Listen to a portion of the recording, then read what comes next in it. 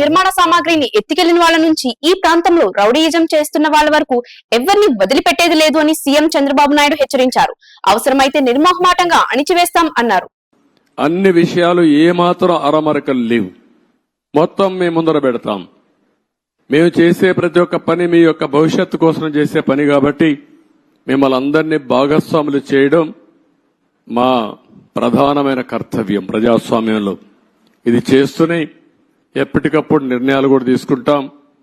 ఎవరైతే తప్పుడు పనులు చేసి కడాన కంకర కూడా దొంగిలించారో అలాంటి వాళ్ళని క్షమించడం కరెక్ట్ కాదు. వీళ్ళకి అలవాటు అయిపోయింది. అవి చేయడంగానే కాకుండా మళ్లీ ఇక్కడ వాళ్ళ ఇష్ట ప్రకారం రౌడీజం చేయడం, అందరినీ బెదిరించడం, అడ్డం వస్తే కొట్టడం, ఇష్టానుసారంగా ప్రవర్తించడం అన్నీ జరిగాయి. అవన్నీ కూడా ఏ మాత్రం కూడా ఎవ్వడి ఆటలు ఎక్కడ జరగనీయం. అవసరమైతే నిర్మోహమాటంగా అణిచివేస్తాం తప్ప ఇష్టానుసారంగా మేమేం చేసినా జరుగుతుంది.